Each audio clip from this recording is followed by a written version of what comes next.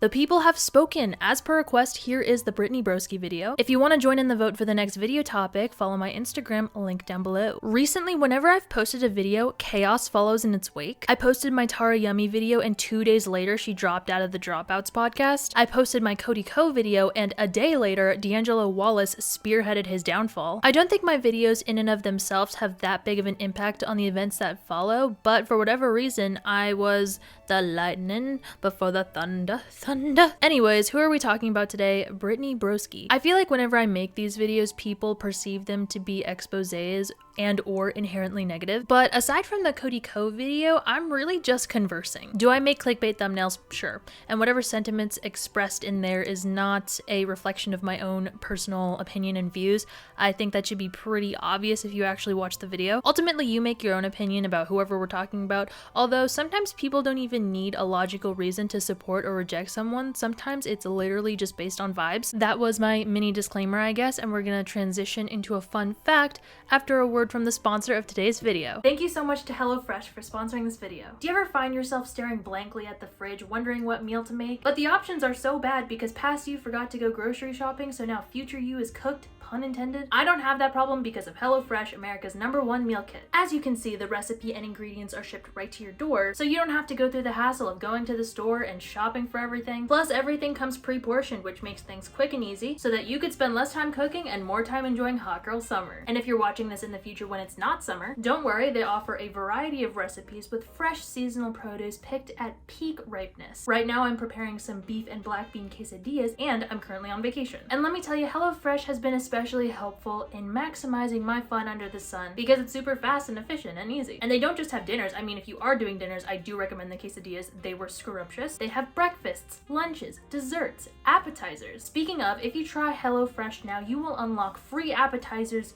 for life. Are you kidding me? That is such a steal. Click the link in the description or use my code to get 10 free meals plus free appetizers for life. 1 appetizer item per box while subscription is active if you're in the US. Outside the US, the local discount will apply. Thank you so much again to HelloFresh for sponsoring this video. Now let's get back to it. Fun fact, Brittany's last name isn't actually broski. Some people get confused about that. It's broski as in like a homie.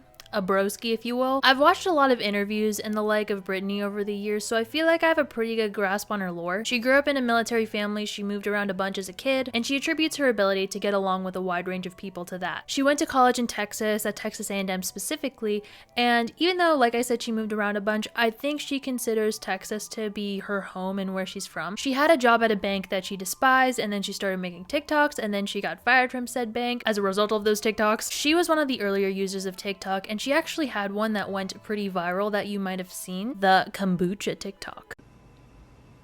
It really smells like a public restroom. It smells like a public restroom.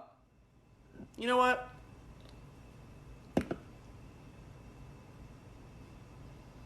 No. Well... What's interesting about Brittany's case is her ability to leverage the clout that she gained from her viral TikTok into a sustainable career in the influencer space. Tons of videos go viral with people disappearing into oblivion forever as fast as they rose to fame. Remember when everybody was talking about that kid who ate corn, the girl from Mr. Beast's Squid Game video, that kid who took a selfie with Justin Timberlake at the Super Bowl, more recently the Hawk Tuah girl? What do all these people have in common? They all went viral, but nobody actually knows their name or who they are. In fact, at one point Brittany was known as just that, the kombucha girl. But now she has an online identity that's so much more than that, and that's pretty impressive. After her viral TikTok, she continued to post more and more, garnering millions of followers on the platform. Her TikToks are right up my alley. Silly, pee pee, poo poo, unhinged. I think a lot of fans fell in love with her for consistently keeping it real. She can make a TikTok where she gets all glam and lip syncs to a trending song, followed immediately after by her on the toilet pretending to be a minion from Despicable Me. Such range. It really doesn't get much better than that. I actually appreciate her range in a lot of things. She's clearly comedic and intelligent. She has a beautiful singing voice. She's great at impressions and accents. Those are really cool. And I love how her content is so random. You really get it all. So after a little bit of popping off on TikTok, she started to transition to YouTube more. Some people say that her videos filled the void that Jenna Marbles left. Even though I think their vibes are pretty different, their content certainly does have its similarities. I love Jenna. She's probably my favorite YouTuber, and I was actually rewatching one of her videos, the one where she was was reacting to some of her favorite TikToks, and I was jump scared by a Brittany broski one. My worlds collided back in the day, and I was none the wiser. I think Brittany and Jenna even met back in the day at some point. Anyways, some of Brittany's most popular videos are her doing dramatic and silly makeup with Trixie Mattel. She has lots of cooking videos, art history, and more recently she has videos where she tries out gaming, AI, ASMR. Baby girl, where are you? She also has videos of her being a Disney adult, which you may be inclined to judge her for, but full disclosure, I am one too. A little bit. She moved in with a fellow comedian who grew popular due to Vine, I think, Sarah Shower. There was a running bit that they're cousins, but that is not actually genetically true. They had a podcast together called Violating Community Guidelines where they talked about weird internet phenomena. More recently, Brittany's in her solo popping off era. The podcast with Sarah ended and she started her solo podcast, The Broski Report. I feel like with this podcast, she really solidified her image of being a representation of a fangirl. The vibe is you want to be besties with her because you are her. She grew up with the internet, Tumblr, Wattpad, the works, and is chronically online, so she definitely knows what's up. It's also cool to see her now interacting with celebrities that she's idolized for years. It's kind of like we're all vicariously living out our fangirl dreams through her, like Harry Styles, Pedro Pascal, Beyonce. She started a series on her YouTube channel called Royal Court where she brings popular people in. It's sort of medieval times vibes. She's been collabing with everyone under the sun. Literally, I've seen her everywhere. She's giving interviews on the red carpet. She's doing her own interviews on other people's channels. The marketing is growing crazy. She came out with merch recently as well, the Moo. I hope I'm saying that correctly. The post for like this announcement came up on my Instagram explore page, and I went to the comments and everyone was like, girl, I thought you said this was going to be affordable, but $60? Hello? I understand where they're coming from, $60 in this economy, but when I looked up Moo, it seemed that $60 was kind of standard for a high quality one. As you can see currently, she's really truly slaying. No one can deny that. You know how in the Disneyland shows like Fireworks and World of Color, they always have that little bit that they throw in there where it's like, and it's crazy how this all started with a mouse. Crazy to think that this all started from kombucha. I think Brittany would appreciate that comparison. Okay, well, Amanda, what about the drama? You know what? Brittany doesn't have a lot as far as drama goes. So you may be like, well, shit, what am I here for? I don't know, I just like to yap about people who've grown popular on the internet recently. Maybe you do too, and that's why you're here. But there are some interesting conversations to be had about Brittany. She's grown very popular relatively recently, and with that comes the whole cycle of lots of love, lots of hate. So in terms of those types of criticisms I usually disregard them because it's really a matter of personal preference in terms of whether you're the type of person to enjoy her content. And at the end of the day, I've never met any of the people that I've talked about, so I try not to comment on who they are as a person because it's not who they are, it's who I perceive them to be based on the glimpses that I've seen. Although there are certain actions a person can make that crosses a personal boundary that I have, and that alone can be enough for me to dislike you. I don't have to know who you are.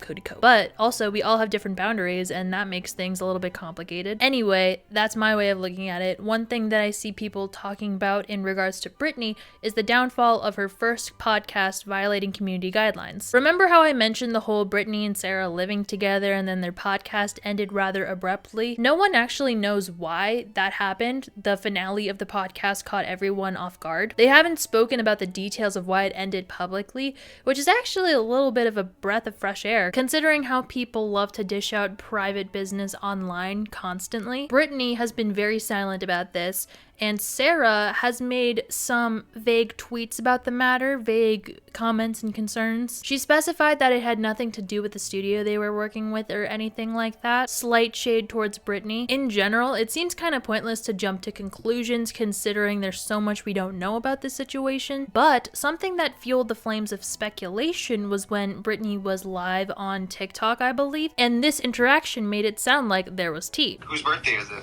My friend Tristan. I might have met Tristan. Well, I'm gonna call you this week if that's cool because I want to hang out and get the tea on Sarah. Yeah, bitch. I would love. Girl, there's no tea. He loves to be dramatic. There's no tea, just like how the podcast ended because it came to a natural end. You bitches love to. There's no tea. Because I honestly have not talked to Trixie since she got back from tour. Anyway. And let's be real, there definitely is tea considering the abrupt ending and the fact that Brittany and Sarah don't acknowledge each other publicly at all. But we're just not privy to that information, and that's okay. Besides this scenario, I see two main criticisms when it comes to Brittany. The first one has to do with how she handled addressing the current situation with Palestine on her platform. Brittany had been vocal about certain political issues on her platform before this, especially on her podcast, The Broski Report. She was very adamant about informing people when Roe v. Wade was being overturned, and there was a clip of her saying how people with large platforms have a duty to spread awareness about these issues. If you can, why don't you? If you have a platform and you have people's ear, you have their attention, how dare you not? How dare you not sing about things that matter? How dare you not show things that are hard to watch for some people and hard to embrace for more people? How dare you not do that? It is a responsibility that you have. A couple months later, when more people were starting to talk about what's happening in Gaza, Brittany was noticeably silent. And then someone leaked a video that Brittany posted to her close friend's story, where she was talking about the comments that she's been receiving from her fans about the situation. It's not funny, but it's absurd. What dystopian universe do I have to address the situation in the Middle East at the top of a podcast episode? It is literally the scene from Inside by Bo Burnham. Who are you, wheat thins? Do you stand with the Palestinians? That's how I fucking, it is, in what universe am I a voice to speak on this? I am the opposite of the person that should be speaking on this. But because I have a check mark and I have over 1 million, immediately I'm qualified. It is literally, I can't. That opened the floodgates of hate on her, and then a little while later, she gave an apology. Hey guys, before we get into this week's episode, I want to speak to you from the heart, from a place of conscience as well. I want to talk to you about the ongoing and prolonged suffering and loss of life in Gaza, in Israel, and the oppression of Palestinian people widespread. I don't ever want it to be a question that I would ever not be against the oppression of any group of people, that I would ever stand on the side of the oppressor. I never want to ever have anyone think that. I have been silent about the situation for a month. There was a lot of fear of misusing my platform. What really was being asked of me is to show solidarity. And so I want to take a moment on my biggest platform, which is this podcast, to say that I stand with the people of Palestine. I stand for the liberation of Palestinian people. So now, in terms of my thoughts on the matter, and you may disagree with this, but I honestly see both sides of the situation. I personally don't condemn creators who don't discuss social issues on their platforms. However, I have seen firsthand the power that creators and influencers have to inspire change, spread awareness, raise millions of dollars for incredible causes. And people aren't necessarily going to influencers for a political report. They want to get them to help raise awareness. The main issue I have with this conversation is the climate surrounding getting influencers to speak up about these certain issues. I see so many people putting their energy into scoping out creators who haven't spoken about this mainstream political issue like some sort of witch hunt, and then berating them into a submission of solidarity. That anger and energy seem misplaced. I think a creator will talk about an issue if they're passionate enough about it. I don't think it should be pried out of them, but I understand the anger, I really do. How can you not be angry after seeing the news that people, children, are suffering and dying every single day? And aside from donating what you can and spreading the word, it feels as if there's nothing else you can do besides watch in horror as a war continues on. That feeling of helplessness is so frustrating, so I understand why people are reaching out to these creators, because unlike the government, I guess, they feel more accessible, more likely to listen. In Brittany's case, she shot herself in the foot there when she said that creators have a duty to use their platform, because in doing so, she unofficially committed herself to address every mainstream issue from here on out. Then, following that up with her close friend's story rant, it just was not a good look. Granted, it wasn't intended for the public, and especially people pointed out that from the podcast clip where she was talking about a creator's duty to spread awareness, before the close friend story was leaked, it seemed like she fully understood her responsibility as a creator with a large platform, but the second her fans asked her to address an injustice that didn't directly apply to her, she fell silent. Now let's get into the second criticism I've seen regarding Brittany. Her content / brand / image is very male-centric, which is ironic considering I'd guess that the majority of her audience is female. But listen, when I first saw someone pointing this out, I was like, damn, I never noticed that before. You may be onto something there. And there are levels to this. The first level is people saying they're uncomfortable with her fawning over men 24/7. The whole white boy of the week thing is weird. To that I say, y'all just don't get it. I'm not one to talk. I literally have a Josh Hutcherson shirt. I'm kidding. But on a real note, I think Brittany's coming from a place of like, well, men have been objectifying women since the dawn of fucking time. And so when she dishes it back, it's like, well, you can't take what you've been dishing out. And most of the time it's like silly, goofy vibes. So even though it doesn't bother me personally, I do understand why some of the comments she makes would make someone uncomfortable. The second is her idolizing problematic men. Brittany has been vocal about not agreeing or condoning the actions of these men. Nevertheless, she talks about and associates with them pretty frequently. The first one I'm thinking of is Matty Healy. Low-key, I still don't know who he is. I didn't know who he actually was until very recently. If you are unaware, he is the lead vocalist of the band The 1975. But from what I can tell, he makes a lot of jokes and comments that are in really poor taste, gets involved with girls that are significantly younger than him, which I find gross. And this is a more recent thing, so I'm not sure if Brittany is aware of this. I imagine that she probably would be, considering her being online and well-versed in the Matty Healy lore. He admitted to watching extremely harmful content, and this is related to the fetishization, if that's a word, of black women. To put it lightly, because I'm not sure how explicit I can be. But also for context, Brittany has a long history of being a fan of his music. So it's probably hard to let go of him. And then we get into the whole argument of the art versus the artist. But in this case, it's kind of the artist versus the artist, because I think most of the time, well, actually, I wouldn't say most of the time, but she does talk a lot about himself rather than like the music of the band. And then we get to the deepest level, the real beef of the argument, which is Brittany's collaborations and who she chooses to elevate with her platform are predominantly men. Her series Royal Court has been going on for about a year, and out of the 8 guests she's brought on, only one of them has been a woman, her bestie, Drew Afawalo. She's also a comedian. Her whole thing is calling out dumb, misogynistic men. The majority of the interviews she's done as well have been with guys. Caleb, Jake Shane, Zach Sang, Theo Vaughn, Ludwig in the Yard, Colin and Samir, Ethan Klein, Cody Ko, Spencewa, Zane and Heath. It's not to say that she's never collaborated with a woman before, that's obviously not true, but the majority of the interviews and collaborations seem to be with men. Now that in itself is an interesting pattern, but drawing the conclusion that she's a misogynistic bitch from that is a tad dramatic. I feel like it's important to take into consideration, well, this is a male-dominated space, especially in the realm of comedy, and she probably predominantly wants to work with fellow comedians, and the comedians that are popular in this space are men. But then, the Cancelled podcast with Tana and Brooke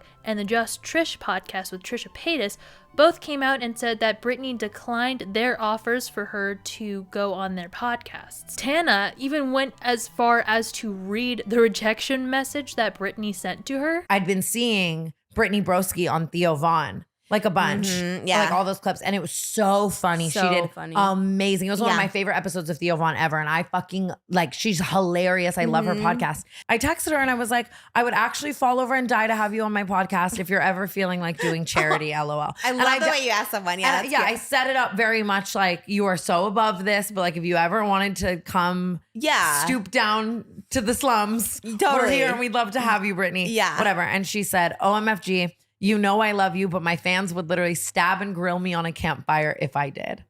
Stab and grill me on a campfire. And then I said, why? And she didn't answer me. Why was that kind of mean? Maybe I'm reading too much into it. Because if they're friends, that's a different story, I guess. But imagine if you ask a friend to do something and they're like, "Ooh, sorry, if people knew we hang out, that would be the brutal death of my social standing. Love you though." So then this got people thinking, well, what the fuck? Because on the one hand, maybe these podcasts don't align with the brand / image that Brittany is trying to create for herself. She wants to work her way up in the comedy realm, so these collaborations don't make sense for her. I mean, these are all just speculations, but people took notice of the fact that Brittany is insinuating with that message that she sent to Tana that Tana is too problematic for Brittany to be associating with her. But she seemed to have no problem with going on podcasts like the H3 podcast, like Theo Vaughn, who are problematic in their own right in a different way than Tana, Brooke, and Trisha. I saw someone say that there's a clip of Brittany on one of the podcasts where she talks about how she's very aware of who she aligns herself with publicly. She's very aware of her image, so she won't take pictures with certain people out of fear of being canceled. And it's because she's a woman that she's held to that standard. I think her fear is valid, and I certainly don't blame her for protecting her image and wanting to move up in the world. But I think it's weird when part of her brand is also advocating for these social justice issues, feminism. I mean, she had a really long segment in one of her podcast episodes where she was talking about the Barbie movie and the struggles that women face on the daily and the patriarchy and all that. And yet, she perpetuates this very standard by conforming to it through her collaborations and who she chooses to elevate with her platform. And so, using the reasoning that she gave in the private message to Tana, this is in regards to her not collaborating with women who are seen as problematic, but making an exception for men. This is now the second time that Brittany's private behavior has been leaked to the public, and it rubbed people the wrong way due to the hypocrisy of it all. Granted, it's not cool to leak things, and people actually point out to Tana that, hey, that's probably why she didn't want to come on the podcast, because you're doing this messy shit. And also, by no means am I saying that Brittany is a bad person. That's not what this video is about, but it does make me wonder what she's like behind closed doors, because the glimpses we've seen haven't painted her in the best light. Also, speaking of collaborators, Cody Co. At this point, I hope all of y'all are well aware of the allegations. If you're not, you can watch my video. That was the one just prior to this one. On Monday, July 15th, which was 2 days after my video came out, a day after D'Angelo's video came out, and the same day that Moist Critical's video came out, Brittany took to her Instagram story to say, "I'm crushed to learn about the Cody allegations. If it's proven to be true, then that's extremely upsetting as a collaborator and longtime fan. I find all of this disturbing, inappropriate, and just flat out disappointing." Also, she has now since privated her videos that she did with Cody Co on her channel. First of all, okay, so there are layers to this. Brittany is in a particularly unfortunate situation right now because, her frequent collaborations with Cody, combined with her rejection of Tana, have low-key aligned herself on the wrong side of history. But what's interesting about her recent statement is that it begins with, "I'm crushed to learn about the Cody allegations," which makes it seem like she's been unaware of them until these past few days. That may be true, that may not be true. I personally find it a little hard to believe, considering I know she's a very online gal. I know she's aware of the things that are going on. That, combined with being a longtime fan of Cody Co, as she said in her Instagram story statement, makes me feel like she would have stumbled across these allegations at some point previous to D'Angelo Wallace's video. Plus, apparently people have been letting her know in the comments of her social media posts before everything blew up. I don't know if that's actually true or not. I just saw someone say that. But I also know that even Cody Co fans have been left in the dark because of the censorship in the comment section of his videos. But Brittany is also in, that whole circle of influencers with Cody and Tana, and she's, interacting with people left and right. Wouldn't people talk? I mean, especially if she's potentially friends with Tana. But again, all of this is just my speculation. Then she begins the next segment with, "If it's proven to be true." Girl, what do you mean? Can't you just ask him? I'm kidding. But this personally rubbed me a little bit the wrong way because it undermines both the severity and circumstances of the current allegations. Granted, sure, that statement is still true, like they are still allegations until Cody decides to confirm or deny it. However, the situation is as follows, which Brittany should know if she's watched a single video on the topic. Tana has made an allegation against Cody Co that he knowingly hooked up with her at the age of 25 when she was 17. And there's video evidence of a third party, Gabby Hanna, corroborating this from years ago. Cody is a close friend of someone that has had multiple different women allege that he SA'd them, even went so far as to use drugs to R-word someone, and even if these allegations are false, he committed a felony in the process of denying them. And there was no consequence for his actions. There were no consequences for any of them, it seems. And instead of addressing any of this, Cody ran by censoring his comment section and Reddit pages so that his fans would be none the fucking wiser. So in conclusion, that combined with the other criticisms I've mentioned throughout this video, basically Brittany's had some fumbles lately. Nothing that she can't come back from though by growing and surrounding herself with the right people. Let me know what your thoughts are on the matter. Let me know if I've missed anything. If there's anything you'd like to add, if there are any videos you want to see, let me know. Thank you so much for watching. I'll see y'all next time. Bye.